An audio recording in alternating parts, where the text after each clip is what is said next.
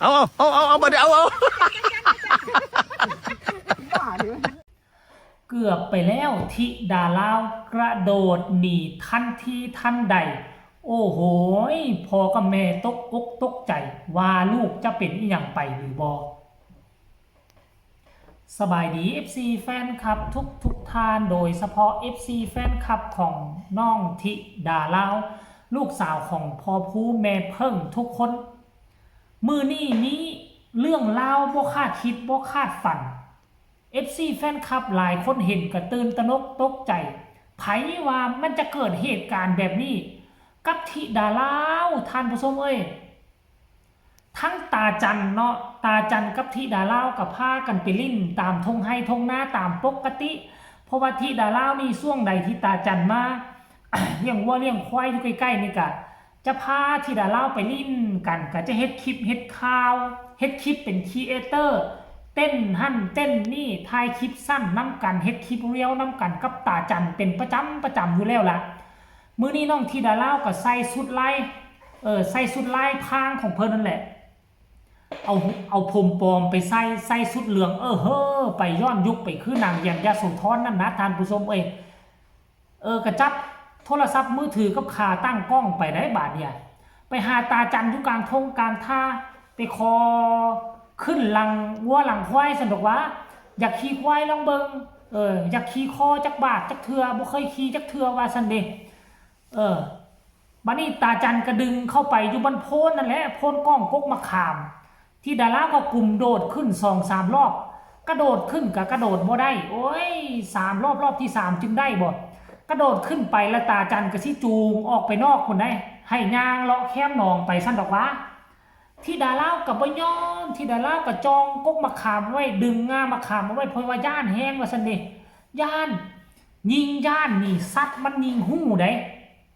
อายย่านบ่ขออภัยน้องธิดาลาวย่านเสียงหั่นเสียงเปลี่ยนไปเสียงคือย่านย่านน้องคอกับเพิ่นน้องบัฟฟาโลเพิ่นก็อ้าวได้ยินเสียงมนุษย์เฮ็ดนั่นมันก็ตื่นโตคือกันได้มันก็ตื่นโตทุกคนตื่นโตบาดเนี่ยหลังจากตื่นโตเลยเฮ็ดจังไดมันก็หมุนติ้วอ้อมโตกันได้หมุนไปบาดนึงแป๊บเดียวมื้อนึงมันหมุนไวคือจวดเลยปาโถตกอกตกใจยังดีที่ตาจันบ่ปล่อยมือคันตาจันปล่อยมือนี่ห่วยจักสิไปหาน้องธิดาลาวอยู่ทงไหนทงนาน่ะมันสิแล่นไปซอดทงหน้าทงใดที่ไปหาธิดาลาวน่ะมันหมุนติ้ว2 บาทธิดาลาวกระโดดปุ๊บออกจากหลังบัฟฟาโลทันทีเลยทุกคนป้ากระโดดออกจากหลังโคทันทีเลยป้าโถธิดาลาวก็ไวด้วยความว่าธิดาลาวเป็นคนขายาวคันคือคนขาสั้นนี่ตกจากหลังปิ้นคว่ำปิ้นง่ายไปแล้วแหละแต่ว่าธิดาลาวเป็นคนขายาวควายมันหมุนติ้วนี่ไปแวบเดียวบักไวเบิ่งเกือบบ่ทันธิดาลาวโลดตุ๊บลงจับอุ้มออกกองแลนอ้อมทางดาบบัฟฟาโลกลับขึ้นมาหาพ่อกับหัวธิดาลาวก็อดหัวบ่ได้บ่คิดบ่ฝันว่าตัวเองรอดมาได้จังได๋ธิดาลาวก็ได้โยทุกคนไปรายละเอียดให้ทุกคนไปชมคลิปนี้ขออนุญาตเด้อพอผู้ศรีวิไลค่อยตัดมาสั้นๆความจริงคลิปนี้มันยาวเกือบ15 นาทีพุ่นเด้เดี๋ยวไปชมคลิปนี้แล้วมาพ้อกันในช่วงต่อไปพวกเจ้าจักสิเป็นตาลูโตนจักสิเป็นตาหัวอบหัวบ่ได้ทุกคนตัวคนสวยว่างมือโอ้ว่างออกมือมาเอาล่องมาที่นี่อย่าบ่แต่ที่พ่อมันไปใส่เอาล่องมาเลยล่องกันเร็วจะโดดลงเลยนะพ่อจับมันไว้พ่อจับมันไว้อย่าพ่อได้แล้วต้นยศคนสวยเอามาเดี๋ยวเอาบ้าเลยแบบภาคก้นต้นพ่อฝันไม่รู้นิ้วหมอ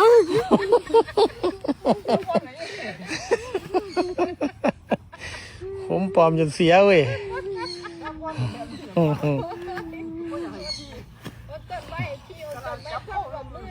ดากแหลมพอดเว้ยแท่งหลังมันเนาะ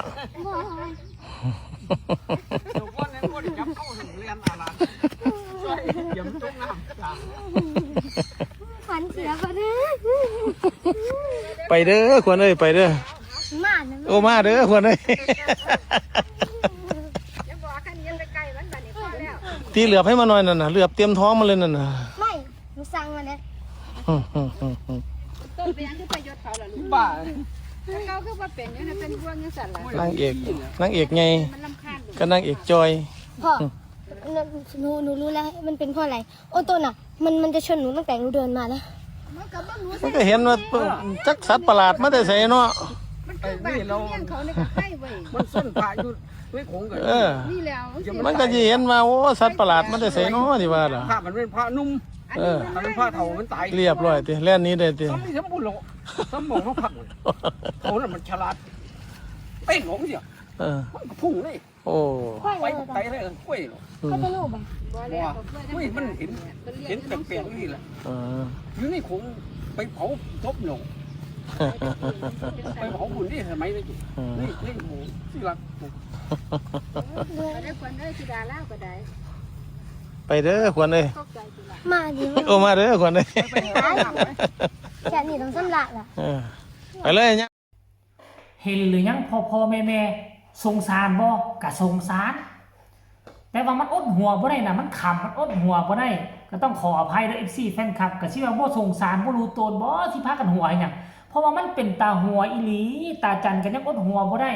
พอผู้ก็อดหัวบ่ได้เฮ็ดจังได๋วะเนาะโดดข้างยางโดดคงโยงลงจากหลังบัฟฟาโลอ่ะ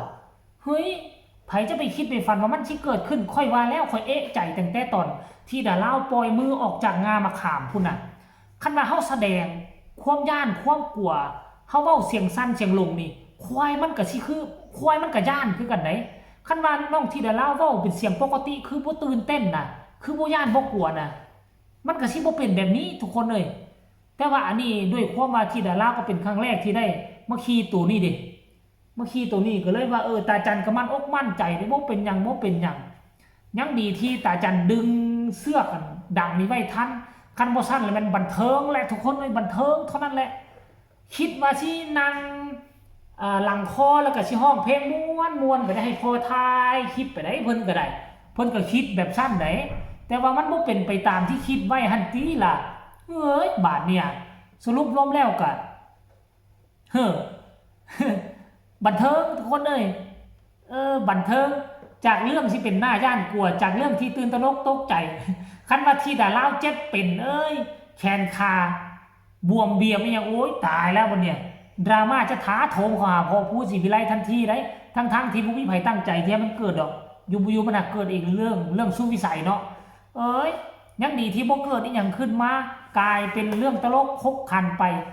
ในกลุ่มบ้านศรีวิไลไปเลยทานผู้ชมนี่แหละก็อยากนำเสนออยากเอามาฝากอยากเอามาต้อนเรื่องราวของบ้านศรีวิไลโดยเฉพาะเรื่องราวของลูกสาวที่ดาราของพ่อแม่มดสุขูสุคนเด้อก็ขอฝากฟังคลิปนี้ไว้ในอ้อมอกอ้อมใจกันแล้วกันน่าจะเป็นคลิปแรกแหกหมานมื้อนี้บ่ขอคนละ1 ไลค์ 1 แชร์อย่ากดข้ามโฆษณาทีสำคัญคือขอบ้านศรีวิไลกดแชร์ให้แน่ให้ยอดวิวมันกระเตื้องเพราะมีกำลังอกกำลังใจเฮ็ดคลิปนำเสนอข่าวให้พ่อแม่ทั้งฝั่งไทยฝั่งลาวได้รับได้ฮู้กัน